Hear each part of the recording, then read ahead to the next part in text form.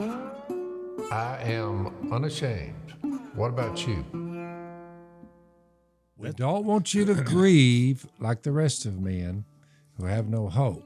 We don't want you to be ignorant about those who fall asleep, or to grieve like the rest of men That's who have from no hope. 1 Thessalonians 4. 4:11 Right. and 4:13. Right. And then it says, we believe Jesus died and rose again. Right. So we believe that God will bring with Jesus those who have fallen asleep in him. Well, the only thing they could be bringing, if your body's in the cemetery, is your soul, your spirit. Right. And as it turns out, you're reunited with a resurrected body that will live. Well, immortality has just taken place. Right. And that's the hope, and that's the promise, and that's the guarantee. So I'm looking at it like, well, you're 74, you don't have many years to live. I'm like, oh, I'm just fixing to begin to live on the other side. Right. On the other side. So it's a comforting thing. Before I was converted, I was leasing a beer joint, ladies and gentlemen, a beer joint. You're like, where they're That's fighting a bar, and by the way, in drunkenness. the modern And vernacular. look, Redneck bar. And at my conversion, the reason I was converted is my younger sister, Janice Ellen, told a preacher, a proclaimer, and a good one. She told him, if you convert my brother, he'll convert thousands. And the preacher said, say what? She said, if you convert him, let's go up there to the beer joint. You convert him, thousands will be converted. My little sister is telling the preacher that. That's what happened. Yeah. I was converted. And by me being converted would, in fact, as my sister had predicted, reach thousands. So if you look at it, Al, Yeah. like I say, the little strands That's right. on the way God works out things is beyond your. I would have never, if someone had come to the beer joint and said, hey, by the way, dude, before this is all over, you'll be carrying your Bible and preaching the gospel to people all over the world. But God I'd have said, always you talking to me? uses people that you just don't think he would use to really My question, transform the the world. reason I Right. brought Man, it look. up is because I would have said, who am I? You Right. talking That's what to me? everybody says. Yeah. You know. Well, you did, in a sense, when Smith sat down and shared the good news with you, Yeah. which was just the fast forward of this story and a lot That's of others. correct. He basically explained to you that Jesus came to this earth. Guess what Jesus said when the Jews said, who are you? To what authority do you have? And he said, I am. That's Oh, right. I that love I it. am. It's the greatest It's the line same thing. I in had the just history of humanity. The greatest line is when they said, "Where's that in John?" Yeah. John 8. He says, "Who are you?" And he's like, "I am." That's right. From beer joint to sharing the good news. I look back at it now, I'm thinking, a lot of times I ask myself, why me? Because I'm still Who am I? saying, how in the world would you have considered me? It's a great point. And every one of us can ask that question. Phil was teaching a Bible class while he had He was passing a kidney stone. kidney stones. And they said, you might already go to the hospital over that. And Phil's like, nah, it'd be all right. And so about halfway through the class, he goes down to one knee, and I thought, well, this is something he's going to show people when you pray It's or like humility. I thought it was an illustration, and he said, everybody rest easy. I'm in a little bit of pain here. And then he turned over and went, he's still teaching. He went on his back.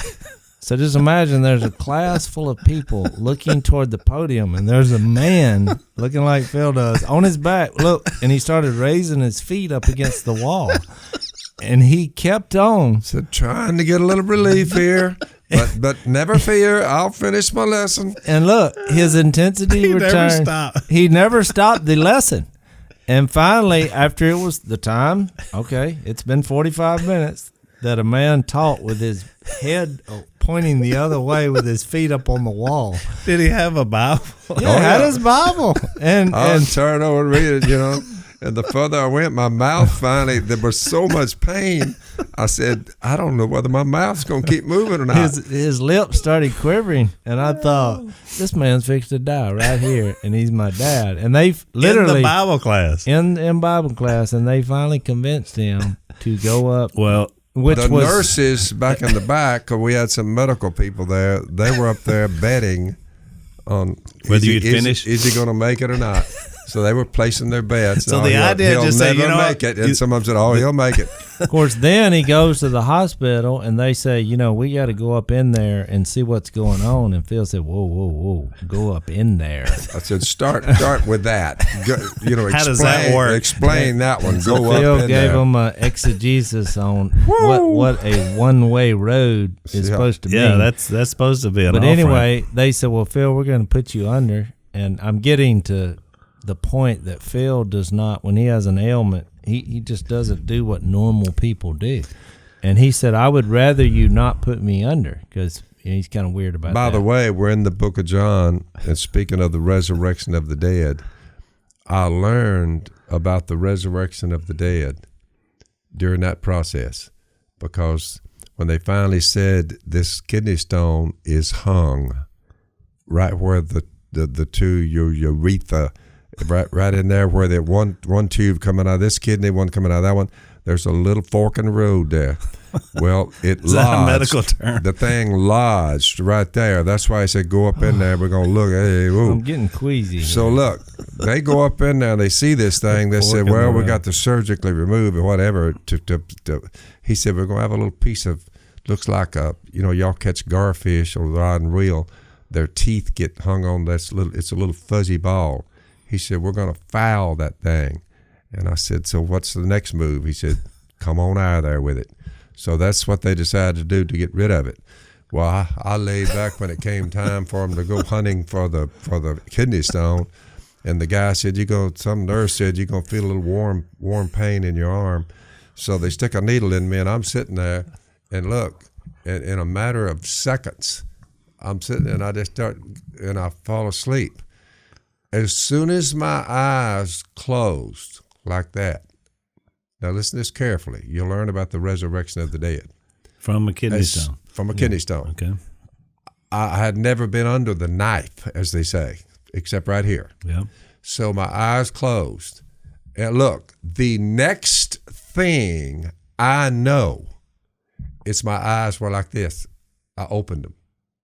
I closed them, and there was no passage of time. There was no, I hope he hurries up. I closed my eyes because he said it's going to be a little warm feeling in your arm. I closed my eyes and I opened them. And when I opened them, I said, let's get the show on the road. let's just get this thing over with. He said, the show's over. The doctor said, the show's over. And I said, what? He said, the show's over. I said, did you get the kidney stone? He said, I got the kidney stone. And he had it in a bottle. And he shook it like that and handed it to me. And I said, I finally understand the resurrection of the dead. And he said, told one of them nurses, I think he's hallucinating. Take him back to his room. I said, I ain't hallucinating. I said, no. I said, no time passed for me. Yeah. I said, how long was that whole procedure? He said, about an hour. I said, I closed my eyes and I opened them. That could have been 100 hours.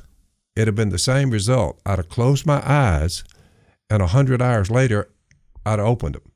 But at the time that passed for me was like this, that long. The people who have died before us, they're asleep. That's why the Bible says they've fallen asleep. Mm-hmm. Yeah. Well, that's like going under the knife. Yeah. Well, if that had been 10 years, if they could have got some tubes in me to fed me, it would have still been this long. Right. I'd have closed my eyes. 10 years later, I'd open them. The Apostle Paul and all of them, they've fallen asleep, their bodies, but they open their eyes. The worst it can be when you pass, when you physically die, you close your eyes. No time passes for you because you're dead asleep. Right. No time passes, and look, you just close your eyes. 1,000 years go by. I think 1,000 years go by, and you say, boy, resurrection day. That's the worst it could be. I'm a 74-year-old male. I'm listening to the man, God who becomes a man, a human being, God in flesh, John 1:14, and I've come to a conclusion. I love him. Yeah, that's good. Now look, I've had trouble even telling my woman I loved her. But for the first 30 years after my conversion, I didn't go around telling people I love Jesus because they're like, you what? But at 74, I love him. Yeah. You know what I'm saying? Yeah, that's good. Because I read this and I'm like, he who does not love me will not obey what my command. It's like a relationship. I mean, it has to be deeper than. It's gotta be Oh, I deeper. better not mess up here. It's like, can't- no, I yeah. love my Lord. I'm not going to do that. It's like when I was a kid, Phil and Kay, they didn't tell us they loved us. I mean, it just wasn't. Do you remember the first time that he told you that? It wasn't the Robertson way. In case I ever mean, missed it it, was Jase, trust me now, I do love you. Yeah, I appreciate it. That's probably the third or fourth time. I mean, I was a grown adult. And Phil did it through. He made a big deal the first time because he just said, "I never have said this," So Well, I think Al told me the story, Phil. Bill Smith had preached a sermon on love.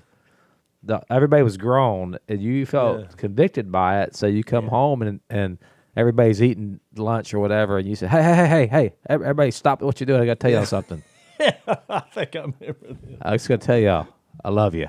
Yeah. And Al said, everybody was like, And then everybody laughed because it was like, well, that wasn't that. Yeah, hard. and when I told you about scratching the head, I scratched my head on things like, love your enemies. yeah. I'm like, Well, right. do what?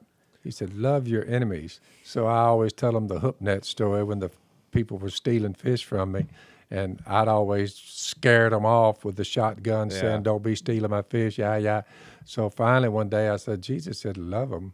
I said, it won't work, but I'll try it because he said it. So I said, I'm actually going to see if that works. Well, I go out there and the people who are stealing my fish, I said, boys, I got them at gunpoint, but I didn't have the gun on them. I had a gun with me just in case.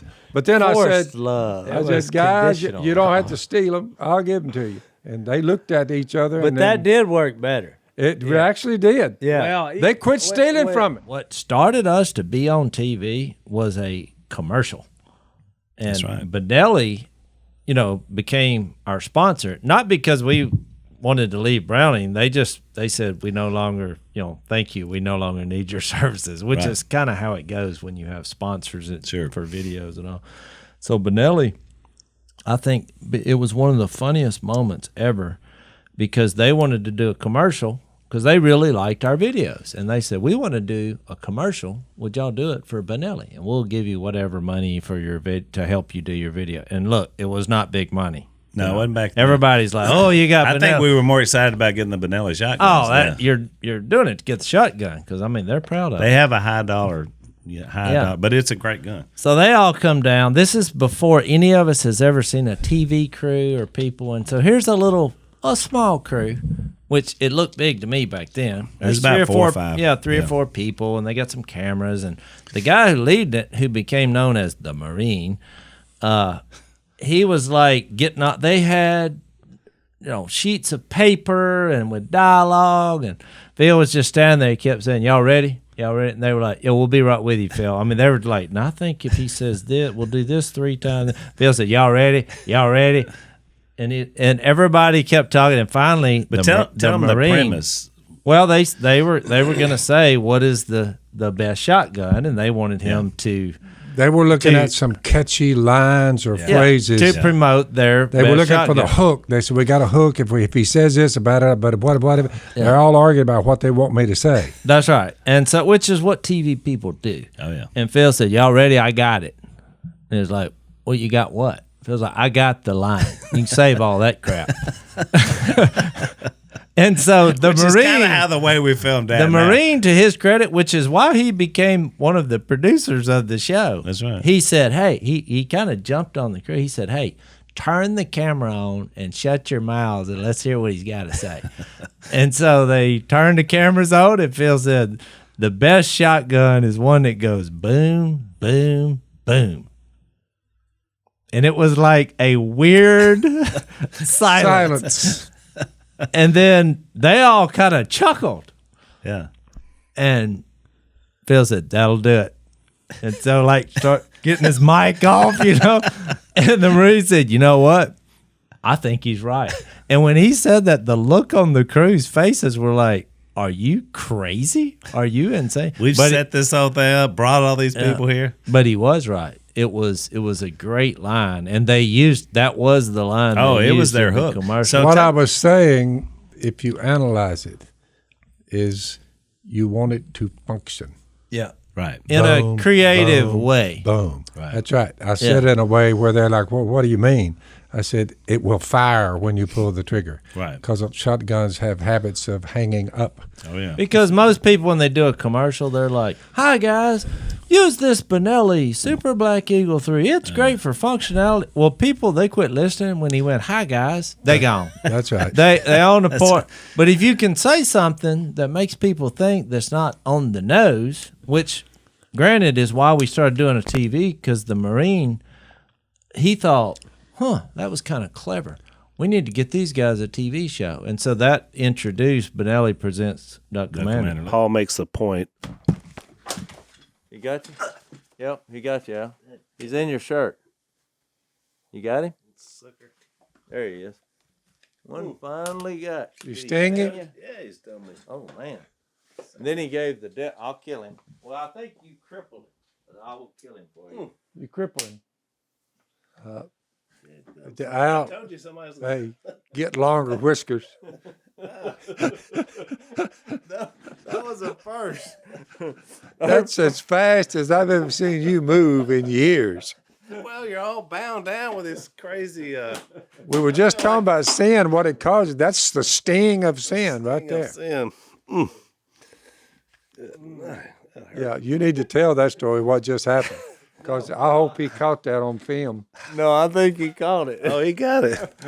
The man got Ladies and We've been gentlemen, fighting you him. just watched an attack of the evil one working through wasp and stinging the brothers. Oh, man. Got you on the neck? Right on the neck.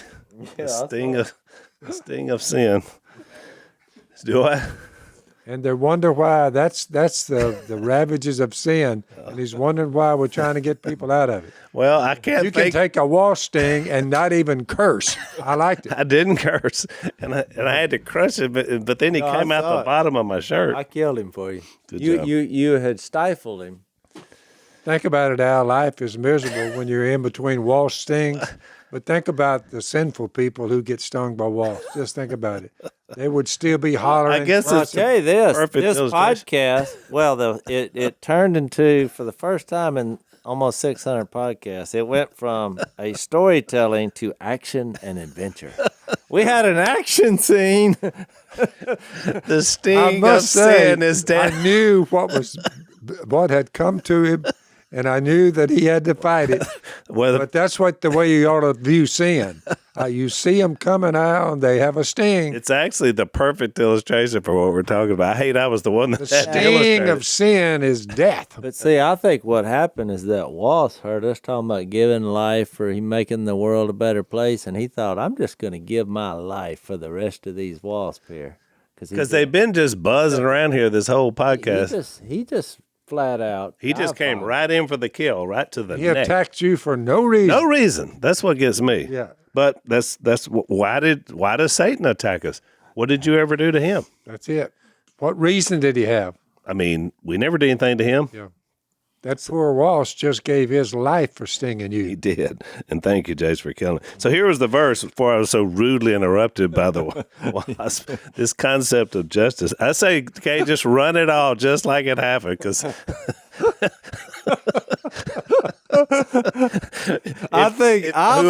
whoever paid to subscribe to Overtime is going to be I very... would have paid to see that. I would recommend that we bump that one segment up into the actual, has the intro for the main body.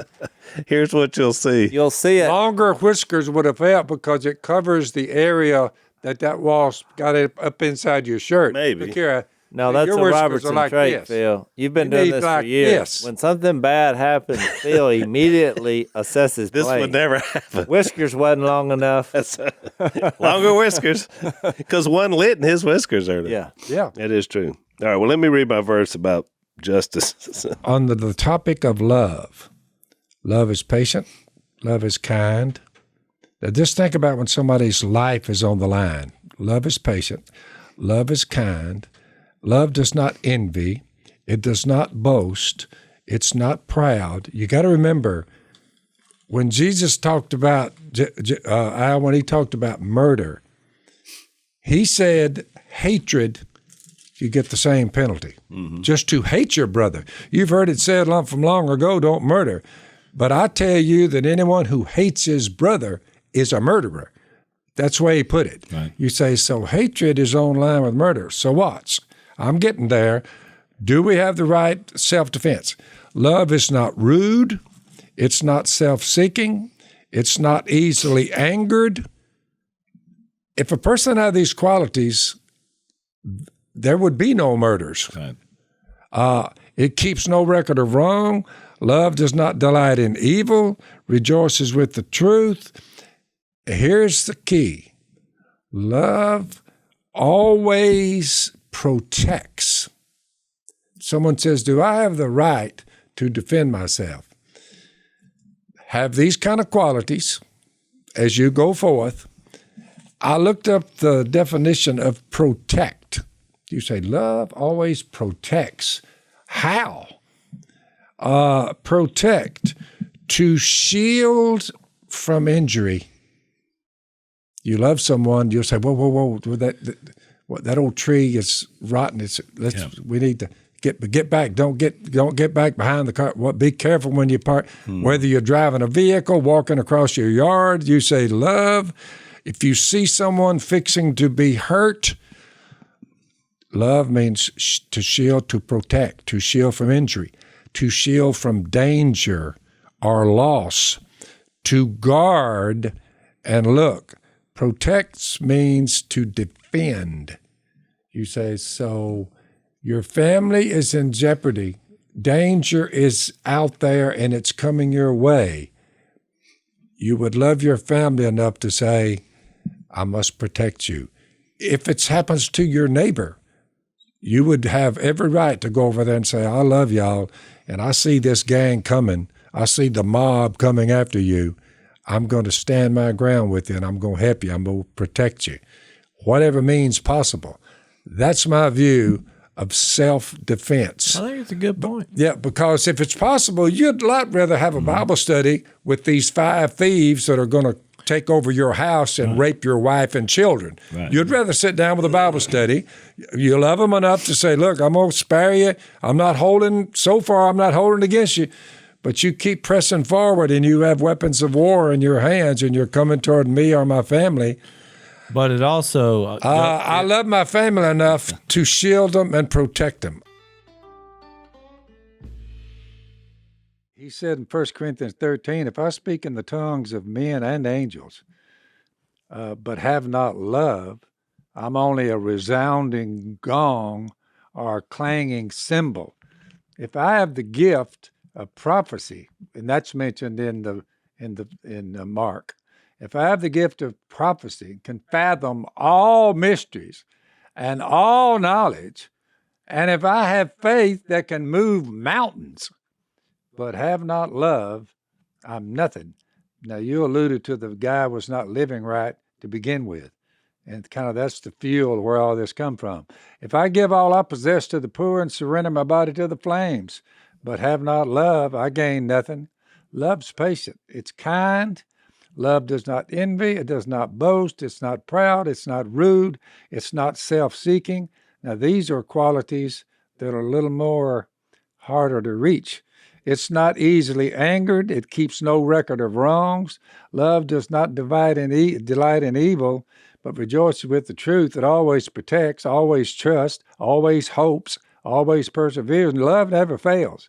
But notice he said, but where there are prophecies, and this thing is flowing together, and the kingdom of God is coming together as a cohesive unit. But where there are prophecies, they will cease. There'll come a time when people who get up and start telling you what's fixed to happen and all that, all we have is what's written. And I think it's been shut down for a while.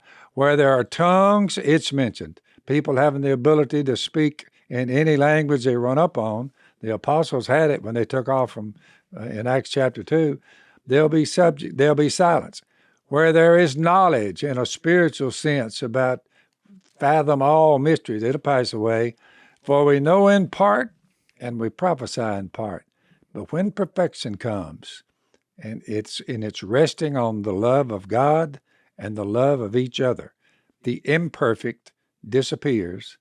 He said, when I was a child, I spoke like a child, I talked like a child, I reasoned like a child. I became a man, I put childish ways behind me, claiming you can do this and that and the other. Now we see a poor reflection, but we shall see face to face. I know in part, then I shall know fully, even as I am fully known. And this is the point of it all. These three remain: faith, hope, and love. But the greatest of those is love. So he's making it far more simple than human beings tend to do. Jase, let me explain something. You're 50. I'm 74. I said, when you get to be 74 and you're dog tired, it doesn't make any difference where you look at your woman and she's clothed or not clothed. You're still tired. That's the difference between 54 and 74. So when you were 50, I just wanted to give him some encouragement. when you were 50, there would have been a spark that you weren't that. I'd have been like Jason. Whoa, I'm not tired anymore. These days, I'm like, I'm tired when I got here, and I'm looking at it, I'm like, I'm still tired. I'm not tired anymore. Old age is creeping in. When my grandmother, because I stayed more with her than I did my mama, they ran their store. And I remember the little bit of memories I have of Papa, that was my nanny's husband, and them as they carried on, which I remember they had 2 double beds with a nightstand in between. But every night, they're so old, but they reached across and they held hands. And, just little things like that. It was so touching. And then I remember the 2 rocking chairs in front of her heater. And she would read the Bible to Papa. She would read it. And, I mean, the best she could. She wasn't that good because, they didn't have a education, everything like that. But there were so many things that I observed in that, that it was just like, wow. I mean, you could know they loved each other. You could know it wasn't perfect. And, all kind of things. Every night when Kay goes to sleep, there's a hand that comes through the covers, and it just sits there, that hand. And I'm like, I grab that hand, she squeezes mine, then pulls the hand back. Then we're going to sleep.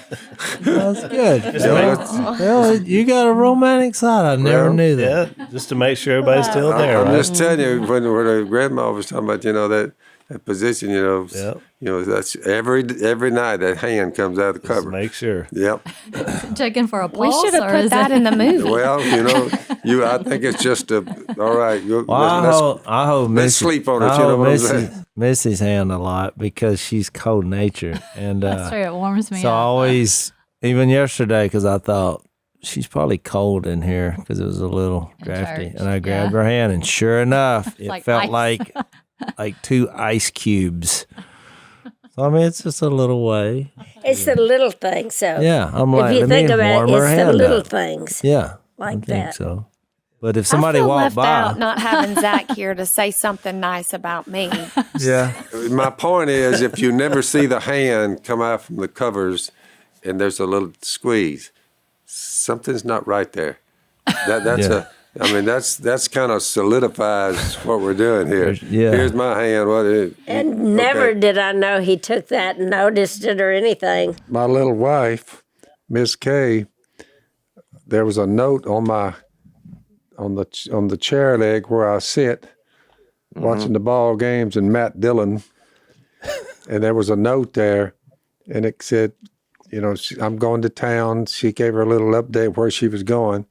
She said, "You are my best friend ever." And then right below that, it said, "Except for Jesus." But when you're in a situation where your woman is telling you, "You're not my best friend, Jesus is, but you're a close second," it made me feel better. I said, "Guess what we're hearing right now?" I said, "Not one sound." I said, "It's completely quiet."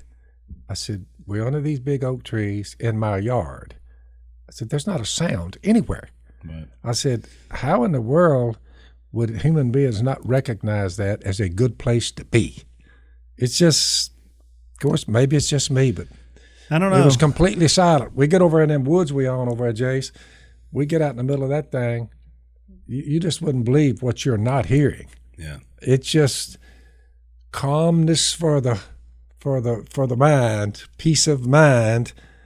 I'm on record as saying peace of mind is the rarest commodity there is, Right. because people just can't be quiet and be in a place where I look at in the streets and I'm hearing them holler and scream and running, and I'm thinking, I said, I look, and every time I look, you say, "Where is it?" Yeah. On a city street. That's where it is. I envision. It's one of the saddest things I've ever watched in an my urban life. city on a street corner with a sign that says, "Shut up." Be quiet. I would love to go onto any city street and have a sign that says, "I'm here, and I hope y'all will shut up." Because I would just like to hear it calm down where people smile and walk on by. But for the stuff that's coming out of there, they won't stop. They get within 6 inches of a man's face, 2 inches, and the protesters are screaming at these guys who, it's a tough road, the police. It's terrible. And they're right in their faces calling them all these names, and all this stuff is just coming out of them. And I look at it, spittle. and I'm watching it, and I'm thinking, boy, that's city life. That's the place to be. I am anti-city, period. Sorry. I think we've got that established. So every time we go to New York, which we have to do from time to time, that is the one thing. Oh, it's You're just right. now chills are going down my spine. Oh, my Well, goodness. good news for you, Dad, I would The imagine. last time I was in New York City, they had a police department. By the time we get there, there'll be $1 billion less for the cops. And I'm thinking, boy, that's going to be fun. Everyone has to understand, when you come to Jesus and your past sins are removed, they are really removed. They're not counted against you. It's over.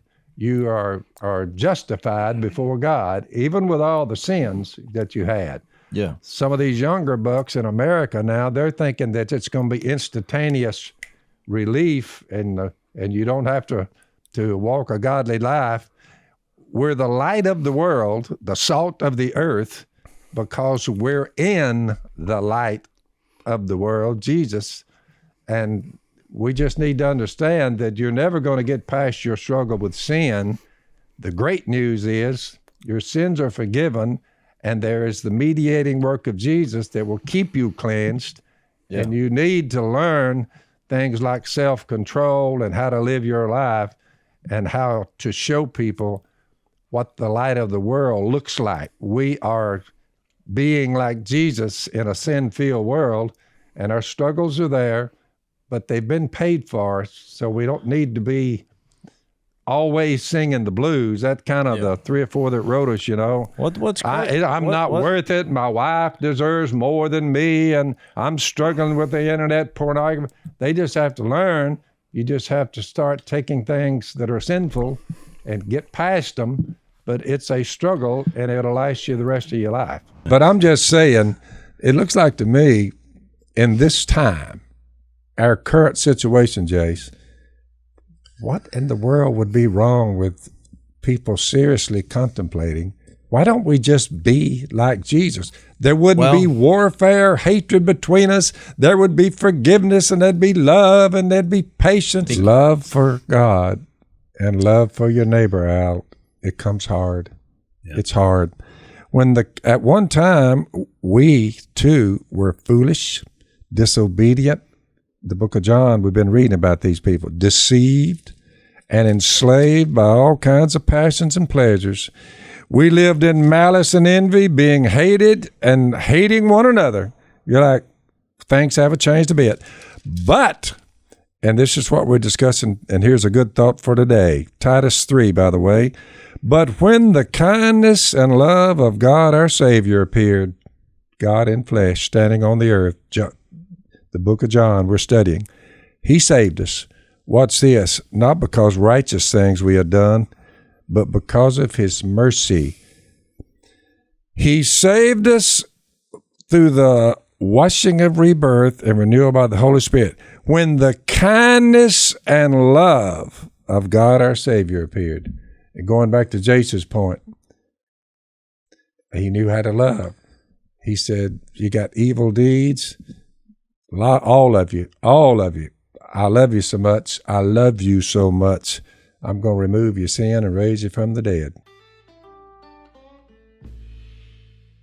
No doubt about it. It's been the most exciting thing, one thing I've ever done in my life. What?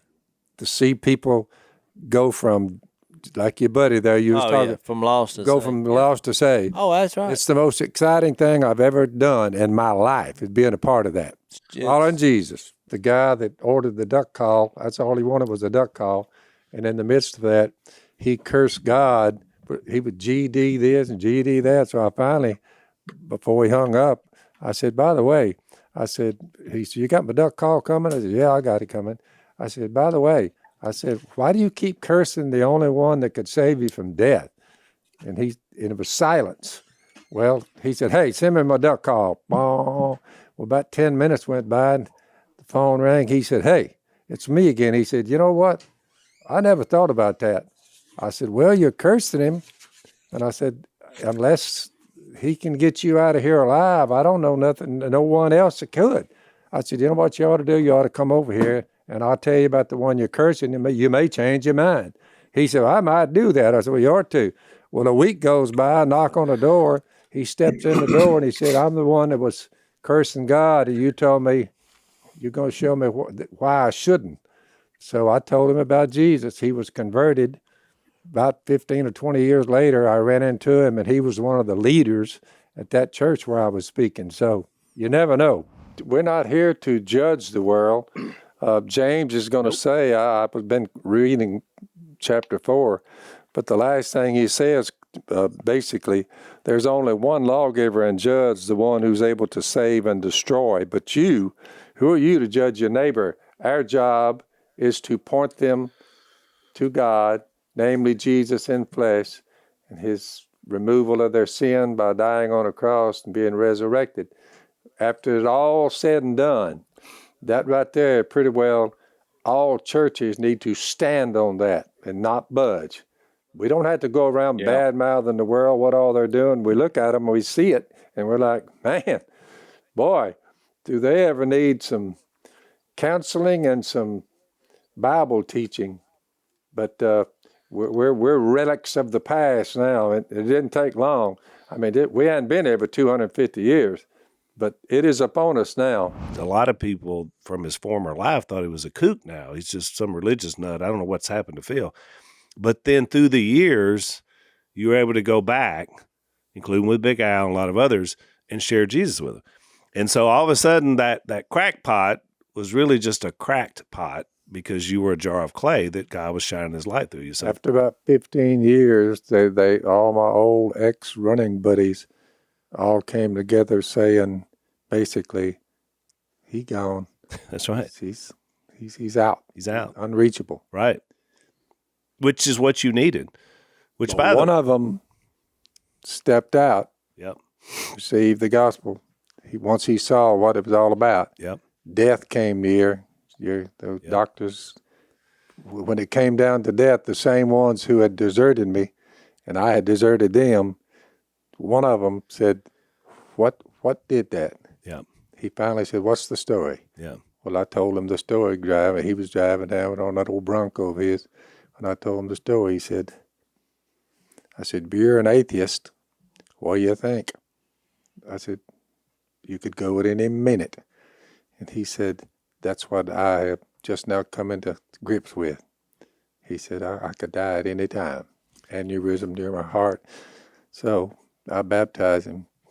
2 months later, he dropped dead. Yep. And you spoke at his funeral. And I was standing there when he's in the casket, and I'm speaking to the town, brought my reputation with me, as rough as it was.